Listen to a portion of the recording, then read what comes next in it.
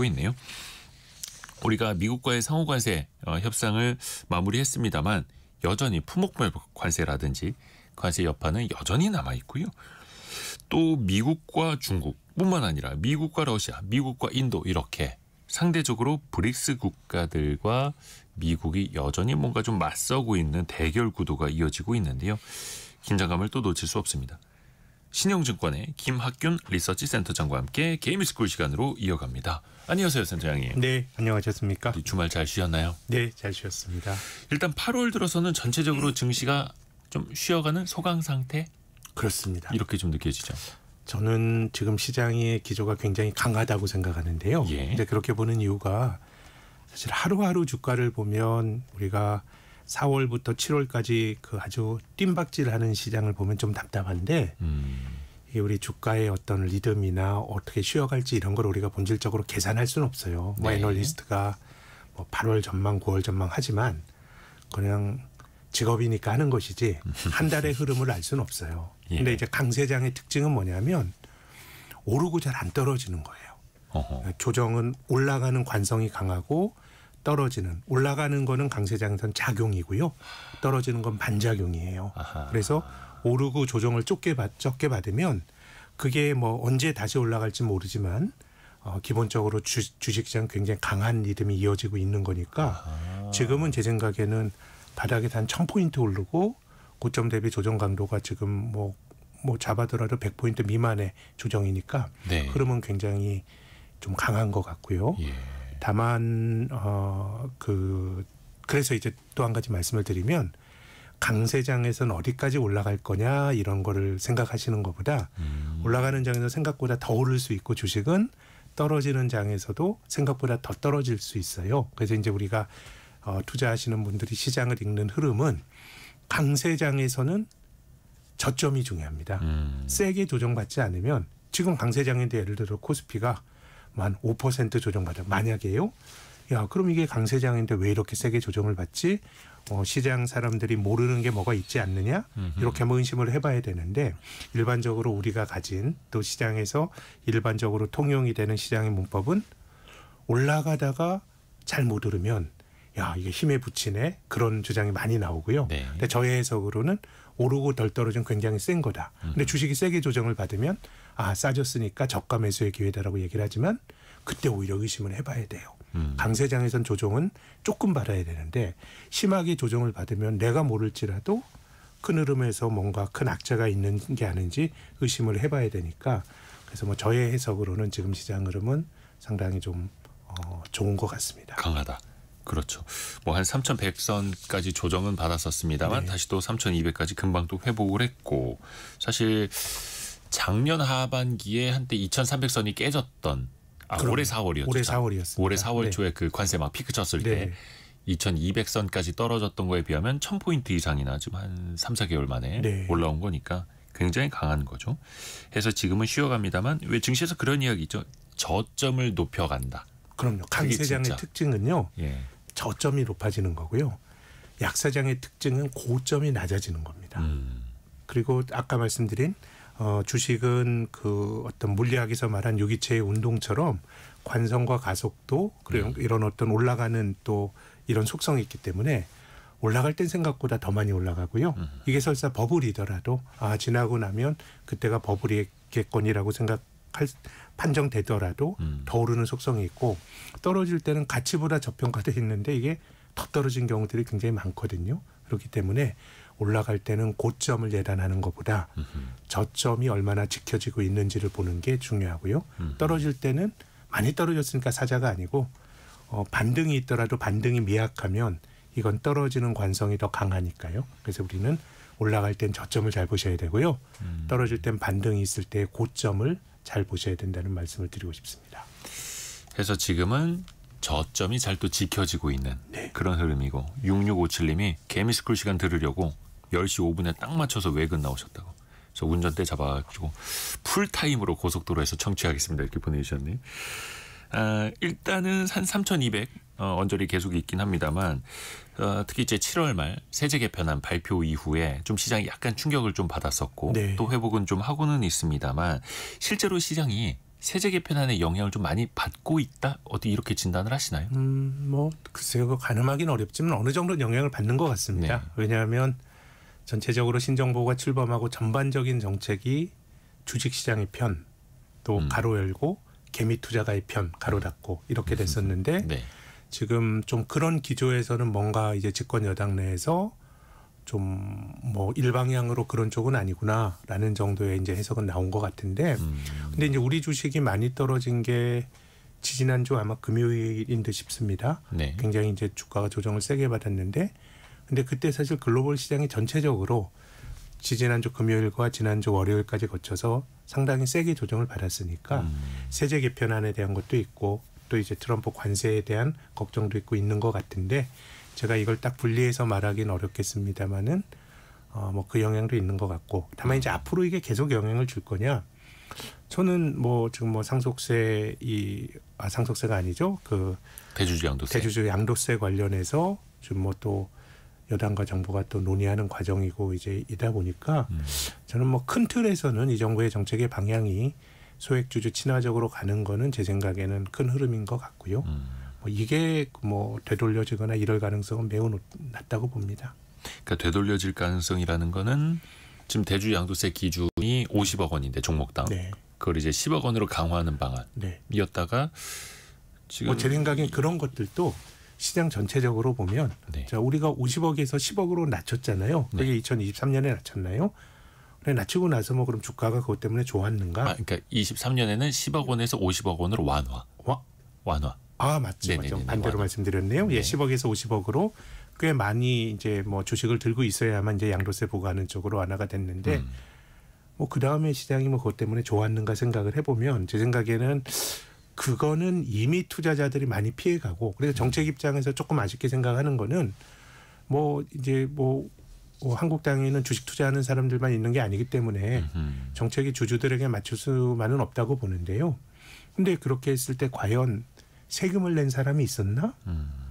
연말에 팔고 연초에 되사잖아요. 네. 그러니까 실제로 과세의 효과도 굉장히 약한데 굳이 그런 식으로 사인을 줄 필요가 있나라는 게 이제 저의 생각이긴 하지만 뭐 그런 것들이 본질적인 이슈는 아닌 것 같고, 제 생각에는 이 배당소득의 분리과세나 이런 쪽에 대해서는 한번 좀 이게 이제 연말에 확정이 되는 거 아닙니까? 네. 그래서 이게 이제 사회적인 좀 의제가 돼서 조금 더 한번 진지하게 논의가 될 좀 가치가 있는 것 같습니다. 그렇죠. 예, 배당으로 먹고 사는 사람들에게 대해서 어떻게 과세를 하느냐, 그 궁극적인 효과가 뭐냐, 이런 것들에 대해서는 한번 좀 논의해 볼 만한 가치가 있는 거 아닌가 싶습니다. 해서 배당소득 분리과세 이것도 이제 기획재정부가 발표한 세제 개편안에 담기긴 했습니다만 시장이 기대했던 것보다는 또 많이 이제 후퇴를 하다 보니까 좀 네. 실망스럽다는 이야기가 나오는데, 해서 기업들이 배당을 좀 많이 늘릴 수 있는 방향으로 좀 긍정적인 선순환을 좀 가져갔으면 좋겠는데, 네. 이게 좀 연말까지 또 가봐야 되는 한번 거죠. 예, 이게 제 법 생각엔 개정 사항이다 진행형인 보니까. 것 같은데, 근데 이제 우리가 최근에 동아시아 국가 중에서 좀 주가가 압도적으로 많이 오른 나라, 이러면 이제 대만이란 나라가, 저는 우리가 중국과 일본은 많이 보지만 대만에 대한 연구는 비교적 자본시장에도 적은 편인데요. 네. 대만이 뭐 꼭 대만이 옳다가 아니고 대만이 예를 들어서 뭐 집중 투표제 이런 거 하고 있고요. 네.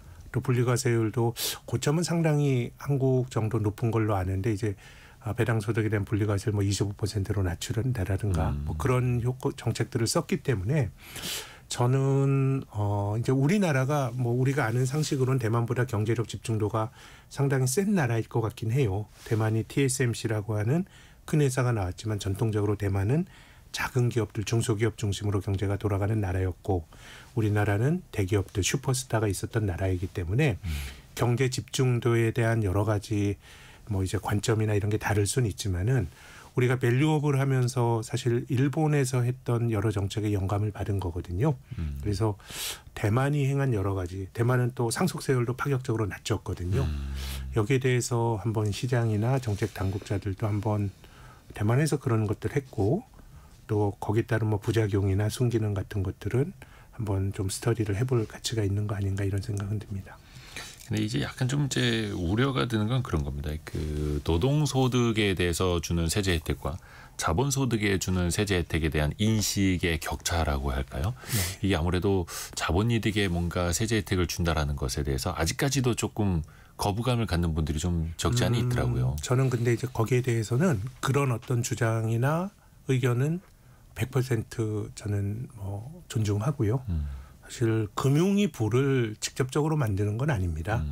우리가 경제 활동을 하면서 우리가 그 할 수 있는 부를 직접 만드는 거기 때문에 저는 노동을 존중하고 이런 거는 굉장히 견지돼야 되는데 네. 근데 이런 차원에서 한번 말씀드리고 싶어요.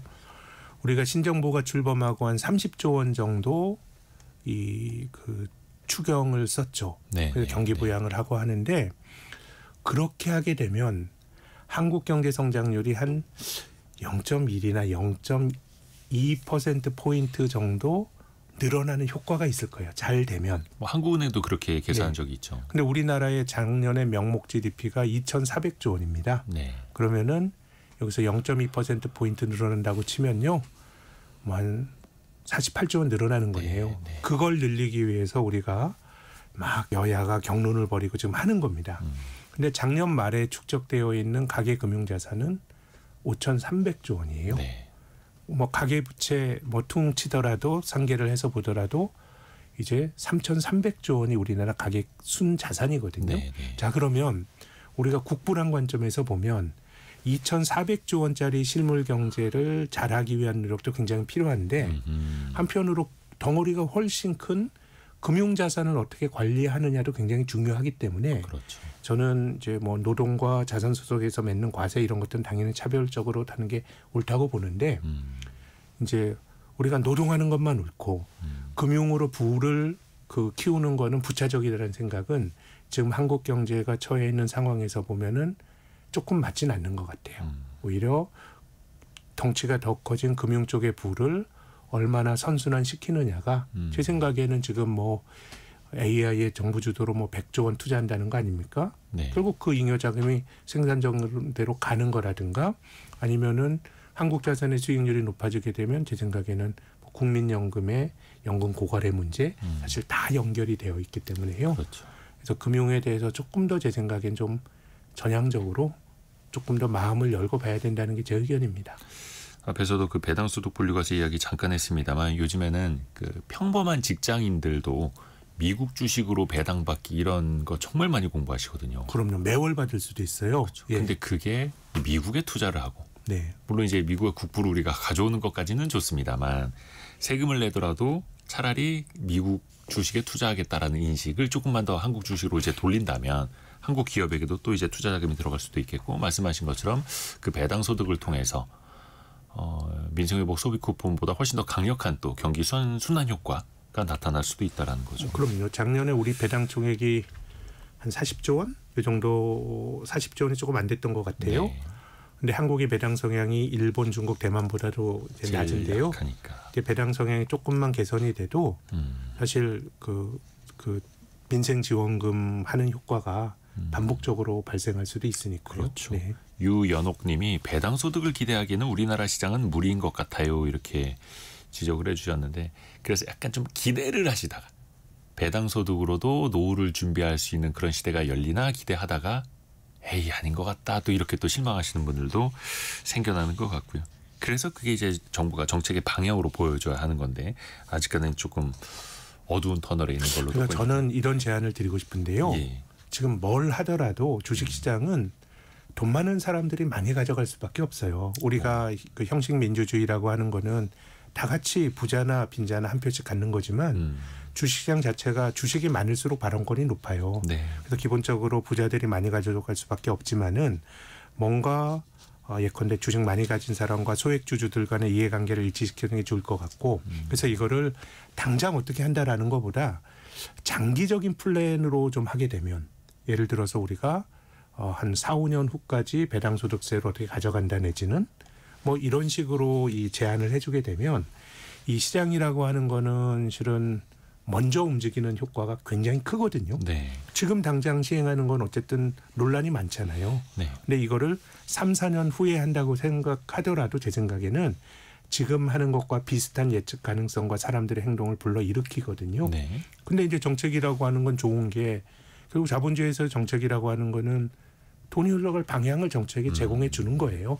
이쪽으로 가세요라고 하는. 돈이 흘러갈 네. 방향. 그럼 그런 것들을 너무 단기적으로 당장보다는 뭔가 좀 가이던스를 주는 이런 쪽으로만 가도 제 생각엔 효과를 볼 수 있지 않을까라는 의견입니다.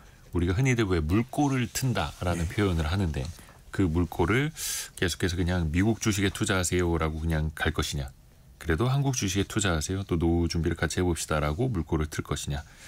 같이 또 생각을 해봐야죠. 네. 관세 이야기 좀 해볼까요? 트럼프 대통령의 관세 정책 얼추 뭐 우리는 그래도 상호 관세 네. 협상을 좀 마쳤고 한 곱이 넘긴 것 같긴 합니다만 품목 관세가 또 여전히 남아 있습니다. 특히 반도체 분야에 대한 품목 관세 아직 확정은 아닌 것 같은데 지난주에 이야기 나오기로는 100%의 관세를 때리겠다. 네. 또 그런데 미국에 투자를 하거나 투자를 집행 중이라면 또 면제할 수 있다. 네.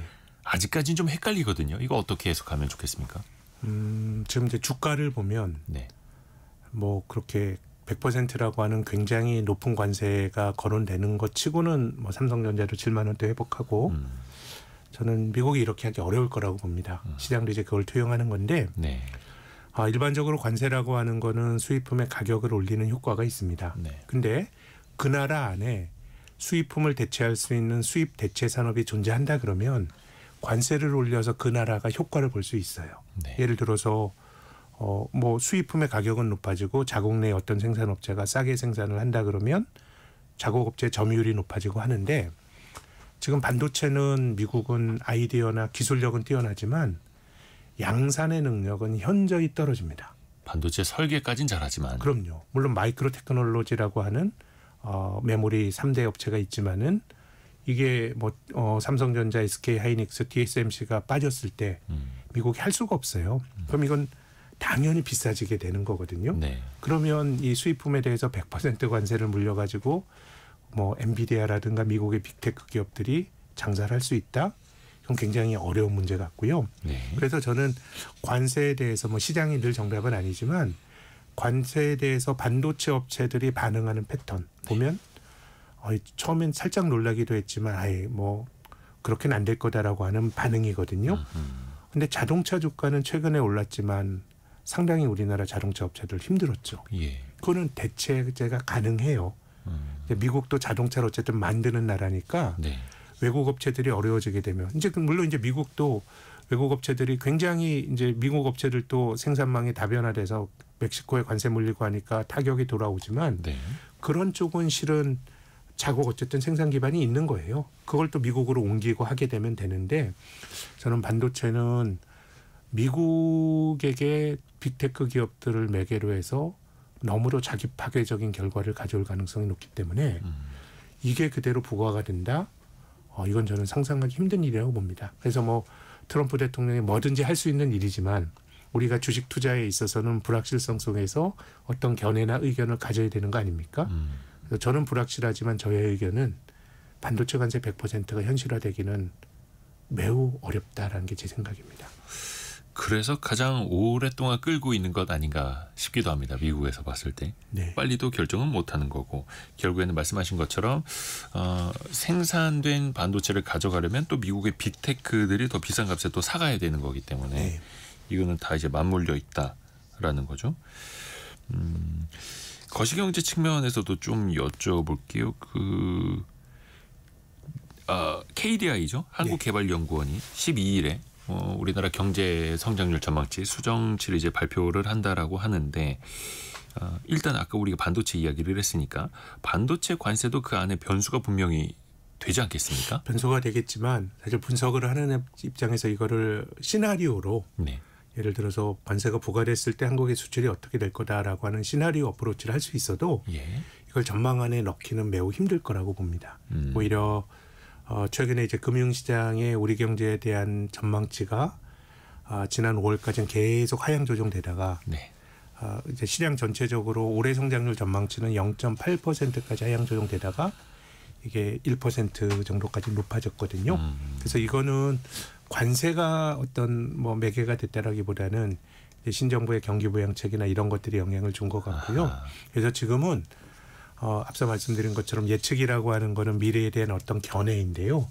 좀 관세가 8월부터 부과가 됐고 이거 자체도 지금 어떻게 될지 매우 가변적입니다. 대만도 지금 아직 합의 안 한 거 아니에요. 네. 20%로 하고 또 합의한다는 이야기고 일본은 뭐 이제 이 15%가 아니라 기존에 FTA 안 맺은 국가니까 뭐 그게 가산 관세가 붙네 안 붙네 논란이 많아서 제 생각엔 지금은 어떤 데이터가 나오더라도 그게 미래를 굉장히 합리적으로 추정해주는 데이터일 가능성은 매우 낮다고 봅니다. 너무 많은 가정이 들어가서요. 또 언제든지 또 변할 수 있는 경제 성장률 전망치일 네, 테고. 다만 이제 지금 KDI가 원래 이제 국책 연구기관들 KDI나 아니면 한국은행과 같은 공적 기관들은 사실 뭐 저는 오히려 바람직하다고 생각하는데 과거 한 몇 년 전까지만 해도 한국의 성장률 전망치를 보면 시장보다 늘 좀 눈높이가 높았어요. 네. 이거는 좋게 말하면 뭐 경제는 심리다. 그래서 바램을 담아서 그렇게 전망을 했는데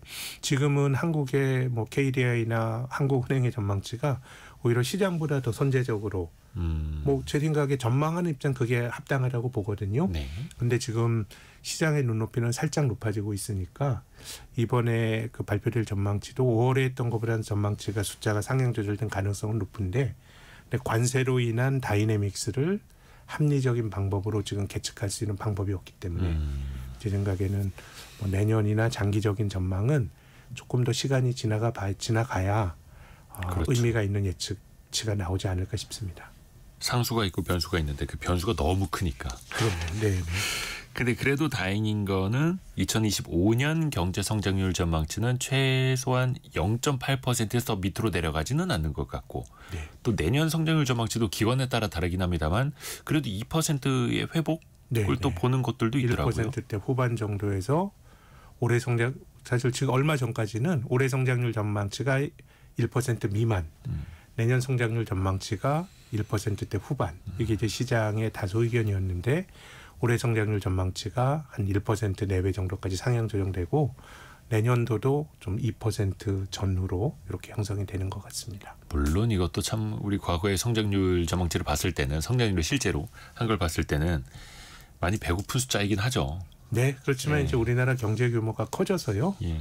뭐 주위 이렇게 둘러보면 우리가 뭐 배워야 된다고 하는 그런 나라들 중에서 한국보다 나은 나라들이 별로 없습니다.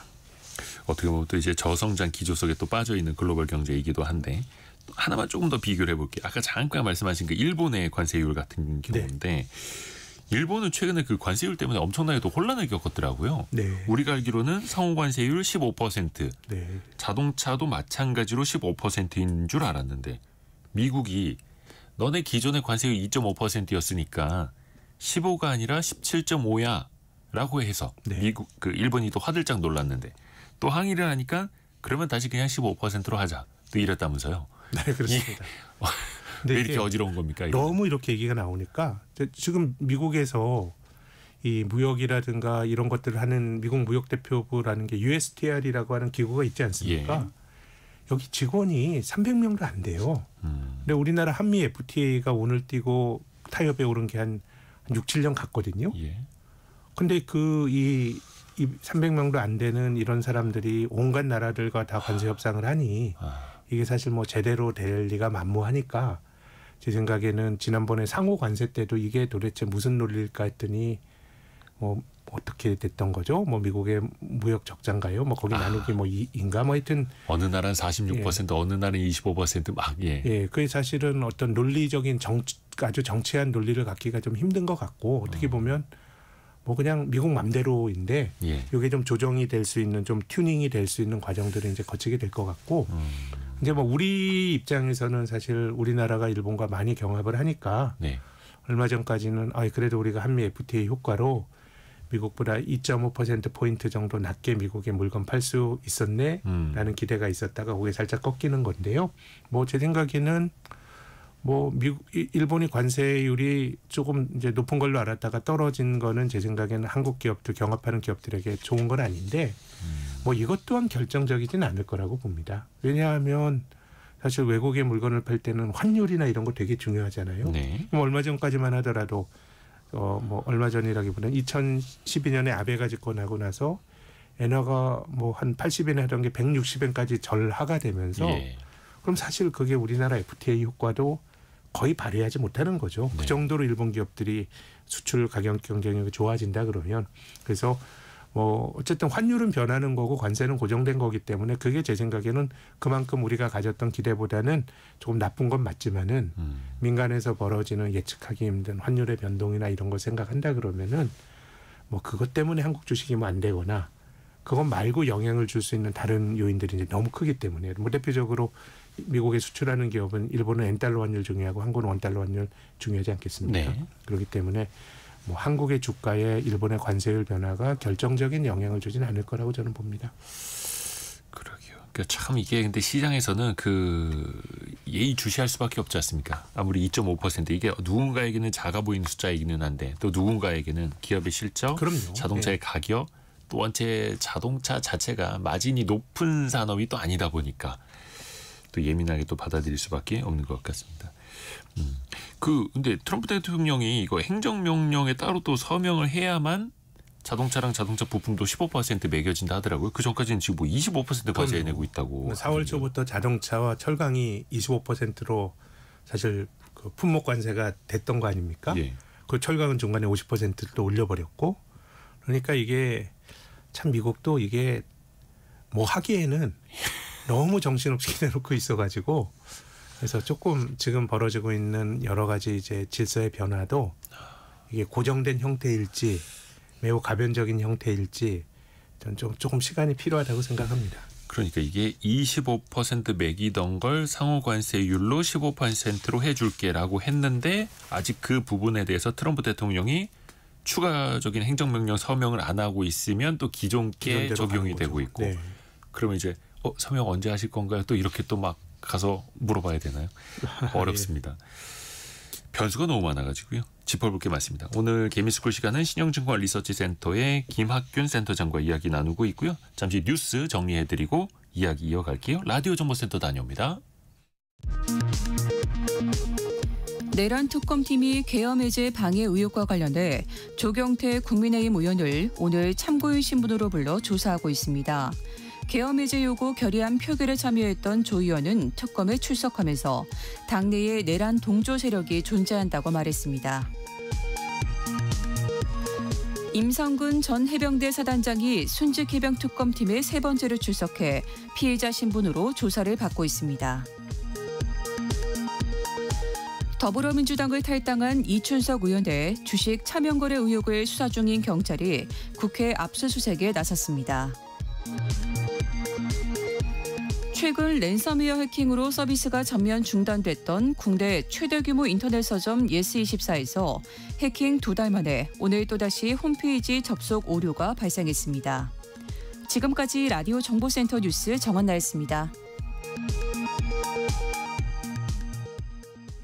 개미스쿨 시간 신영증권 리서치센터장인 김학균 전무와 이야기 이어갑니다. 센터장님, 그 미국의 관세 이야기 하다 보면은 특히 이제 큰 산을 상대로 이제 또 미국이 싸우고 있는 측면이 있어요. 브릭스 국가들인데 네. 대표적으로 뭐 브라질, 러시아, 그다음에 중국, 인도도 마찬가지고요. 중국은 한때 이제 145%까지 고율 관세 매기다가 지금은 30%로 낮춘 다음에 협상을 진행하고 있고 또 인도한테 너희 러시아 가스 많이 사고 있으니까 너네 50%까지 관세 물릴 거야 이러고 있지 않습니까? 네, 네. 특히 미국이 브릭스 국가를 더 집중적으로 견제하고 있다. 그게 관세로 나타나고 있다. 이렇게 해석을 할 수 있을까요? 저는 그렇게 봅니다. 이걸 뭐 글로벌 사우스라 그러기도 하고요. 사실 글로벌 사우스라 그러면 미중 이외의 제3의 길을 가는 나라들인 건데요. 뭐 제 생각엔 브릭스 국가 중에서 미국의 가장 적대적인 나라가 브라질 같아요. 브라질 지금 룰라 대통령 다시 재집권해서 뭐 전임 대통령의 사법 처리 문제도 이슈가 되고 지금 브라질도 관세율을 높게 맞았잖아요. 네. 근데 브라질은 대미 무역 수지 적자 나라예요. 브라질 입장에서. 작년에 미국이 브라질과 교역해서 한 280억 불 정도 무역 흑자거든요. 네. 계속 흑자예요, 기본적으로. 예. 그런데 뜬금없이 이렇게 관세를 많이 늘리고 그러면 확실히 이제 어떤 글로벌 어떤 여러 가지 정치적인 그런 질서가 바뀌는 것에 영향을 받고 있는 것 같고요. 그래서 저는 인도라는 나라를 보면은 참 흥미로운데 인도요? 예. 또 역사적으로 인도가 미국과 사이가 중국과 사이가 좋지 않아요. 국경 분쟁도 하고 막 그랬잖아요. 예. 그리고 또 지금 소위 미국의 그 아시아 태평양 전선의 그 전략의 동맹국이에요. 호주, 미국, 인도, 일본 뭐 같이 해서 군사훈련도 하고 그렇잖아요. 네. 근데 이제 인도라는 나라의 전통이 원래부터 이제 1950년대에 미국과 소련의 길이 있고 우리는 우리 길을 간다라고 하는 예전 표현으로는 제3세계.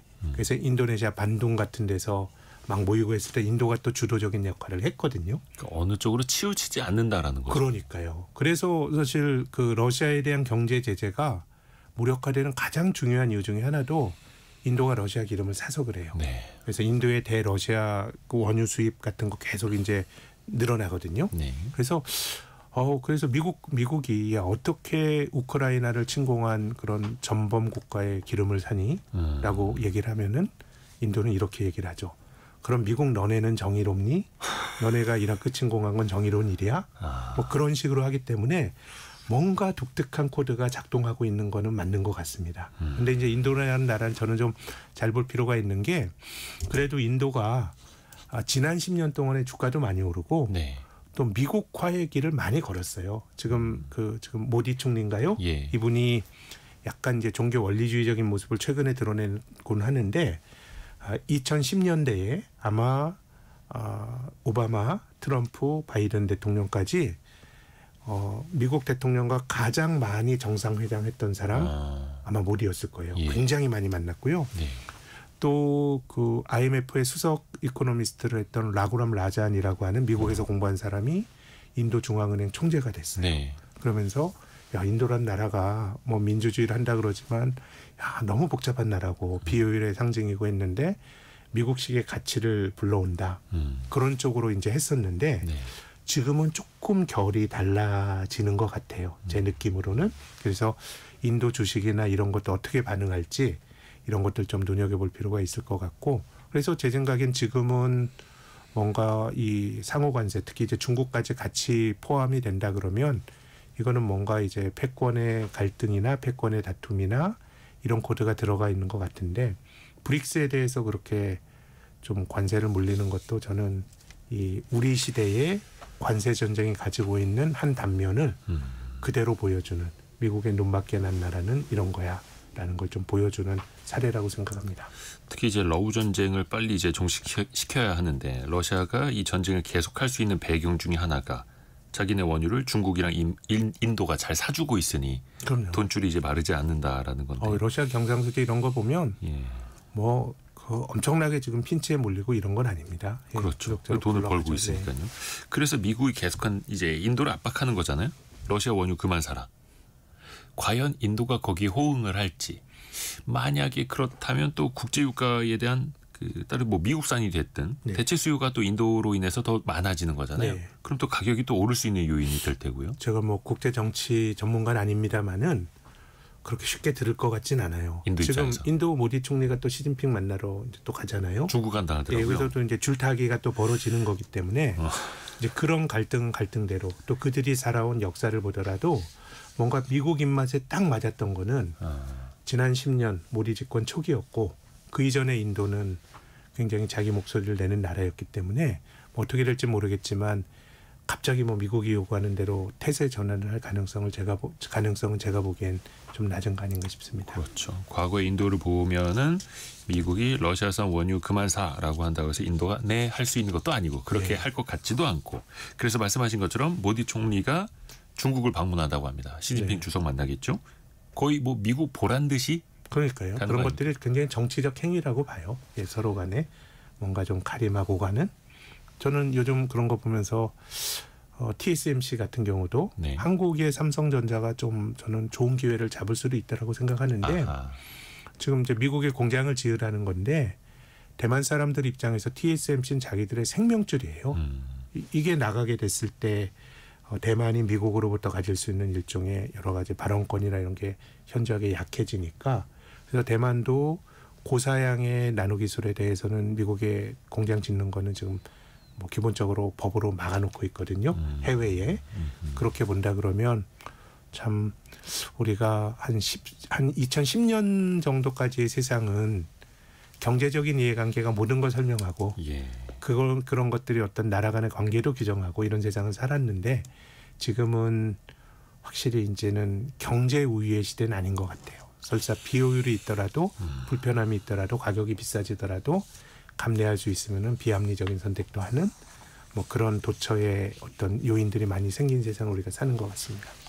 그게 국제 외교 정치에 의해서 타이완에서는 그런 말도 있다 하더라고요. 호국선산이 다른 게 아니라 TSMC다. 그럼요. TSMC. TSMC가 대만을 지켜준다라는 거. 그러니까 TSMC가 미국의 뭐 2나노급, 3나노급 이렇게 최첨단 공장을 짓는 게 또 타이완 입장에서 보면 또 불안할 수도 있는 거고. 그럼요. 네. 근데 어떻게 보면 그게 삼성전자 파운드리에는 글쎄요. 어떻게 보면은 또 좋은 기회가 될 수도 있을 텐데. 그런 의사결정을 뭐 기업 입장에서 사실 우리 입장에서도 너무 장기적으로 기업들이 미국에 투자하고 돈이 미국으로 가는 건 진짜 좋은 게 아니에요. 그러면 기업이 돈 버는 것과 한국의 내수는 완전히 별세계가 될 수도 있기 때문에 지금 벌어지고 있는 일이 장기적으로 한국 경제에 좋은 일은 아니라고 생각하지만요. 네. 그냥 기업단에서 생각해 보면 TSMC보다는 한국의 그 반도체 기업들이 조금 의사결정을 내릴 수 있는 운신의 폭이 네. 조금 넓어질 수 있고 이런 것들이 해당 기업의 주주들에겐 또 기회가 될 수 있지 않을까 이런 생각입니다. 그러니까 기업 입장에서 보면은 가장 합리적인 결정이 뭐냐? 그럼 뭐 미국 가서 미국 시장에서 많이 팔고 관세 회피하고 하는 걸 텐데, 근데 그게 내수나 일자리, GDP 측면에서 보면 결코 또 장기적으로 좋은 게 아니고요. 고민거리가 많습니다. 그 아까 미국 이야기 조금 더 이어가다 보면 15일이죠. 얼마 안 남았습니다. 네. 미국과 러시아 정상회담을 갖는다라고 합니다. 트럼프와 푸틴 대통령이 이제 만난다는 건데 알래스카에서. 이게 참 러시아 우크라이나 전쟁을 과연 끝낼 수 있을 것인가. 근데 우크라이나는 여기서 이제 빠져 있습니다. 네. 의미가 있는 만남이 될 수 있을까요? 근데 뭐 제 생각에는 서로가 너무 힘들고 예. 도발한 자가 뭐 러시아니까 또 많은 나라들이 우크라이나에 지원을 하고 있지만은 또 그게 또 부담이 되고 있으니까요. 네. 때문에 뭐 제 생각에는 푸틴과 트럼프가 합의를 이루게 된다 그러면은 종전으로 가는 결정적인 전기가 마련될 것 같긴 합니다. 다만 이제 우크라이나 스스로가 많이 반대하고 있고 또 유럽도 지금 본질적으로는 우크라이나 편이잖아요. 네. 이렇게 본다 그러면은 뭐 단기간에 끝날진 않겠지만 제 생각에는 이 종전으로 가는 굉장히 중요한 한 걸음을 뭐 내딛게 될 수는 있다고 만약에 트럼프와 푸틴이 합의를 한다면요. 근데 이제 현재까지 보도되고 있는 바에 따르면 푸틴은 자신들이 차지한 땅을 다 인정해줘야 네. 휴전할 수 있다 이렇게 이야기하고 있고, 당연히 또 우크라이나는 절대 그럴 수 없다. 그럼요. 땅 내줄 생각 1도 없다. 네. 근데 이게 1년 전에 들었던 이야기랑 똑같거든요. 그러니까요. 근데 달라진 게 이제 뭐 없습니다. 트럼프가 협상의 기술을 뭐 만나기 전부터 그 푸틴도 자기들이 양보할 수 있는 얘기를 뭐 하진 않을 테니까 뭐 조금씩 뭐 양보를 해야 이게 뭐 접점 찾아지지 않겠습니까? 그래서 일단 뭐 그 트럼프 대통령이 협상의 기술이라는 책도 썼는데 정말 이게 통하는지 안 통하는지 한번 봐야 될 포인트인 것 같아요. 근데 뭐 도네츠크, 루안스크, 뭐 돈바스 지역 등등 나오는데 딱 갈라서 여기까지만 너희가 차지하고 여기까지는 다시 돌려주고 이게 만약에 될 거였으면 진작에 하지 않았을까라는 생각도 들기도 하고요. 그 러시아 우크라이나 전쟁이 벌써 지금 3년 6개월이나 됐네요. 그러니까 말입니다. 네. 엄청 길게 가고 있습니다. 앞으로의 어떤 정세에 따라서 뭐 증시나 환율이나 유가나 어떻게 또 큰 영향을 받게 될까요? 글쎄요. 제 생각에 뭐 물론 영향이 있긴 있겠지만 이게 뭐 그냥 새삼스럽게 뭐 우리가 지금 시점에서 뭐 어느 쪽이 굉장히 좋다 이렇게 말하기는 좀 힘들 것 같습니다. 특히나 러시아 경제 제재의 구멍이 원유 네. 같은 건 숭숭 뚫려 있었기 때문에 네. 뭐 새삼스럽게 뭐 유가가 뭐 폭락을 할 거냐 뭐 이럴 것 같지도 않고요. 또 뭐 우리나라에서도 소위 그 재건이나 이런 이슈들이 많이 거론이 됐었는데 네. 뭐 이제 우크라이나를 바라보는 한국 사회 관점도 조금 한 뭐 1년 전과 지금 많이 바뀐 것 같아가지고요. 그래서 지금은 뭐 어떨 거다 이렇게 말씀드릴 만한 아이디어가 저는 별로 없네요. 아이고. 또 중요한 지표가 이번 주에 발표가 됐는데요. 미국의 7월 소비자 물가 지수가 네. 발표가 됩니다. 이게 떨어지다가 최근에 다시 오르는 흐름이었잖아요. 네. 근데 또 트럼프 대통령은 강하게 파월 의장을 압박하면서 금리 내리라고 하고 있고 시장에서도 실제로 기준금리가 9월, 10월에 내려갈 거라는 기대감이 높아지고 있는데 네. 과연 이 소비자 물가 지수가 어느 정도나 나오면 금리 인하가 좀 가능해질까요? 좀 예측은 근데 어떻게 하고 지금은 계세요? 물가를 보고 있는 것 같지 않아요. 지금 이제 중앙은행이 움직이면 굉장히 선행적으로 움직이니까 네. 예를 들어서 경기도 안 좋은데 물가가 높고 이거는 실은 쉬운 일은 아니에요. 저는 미국 경제의 경기가 둔화될 거라고 생각하는데요. 네. 아까 말씀드린 것처럼 관세가 높아지게 되면 결국 미국인들이 그것을 수입품을 대체할 수 있는 기반 산업이 그 나라에 존재하게 되면 네. 그만큼 물가가 안 올라가고 자국산을 사면서 할 수 있는데 네. 지금은 제 생각에는 미국은 대체제가 없기 때문에 물가가 굉장히 높을 것 같고요. 근데 물가가 일차적으로 물가는 높아지게 될 거라고 봐요. 근데 사실 가격이 높아지게 되면 수요가 줄어드는 게 사실 경제학의 원리니까요. 그럼 수요가 둔화가 될 가능성이 전 되게 높다고 봅니다.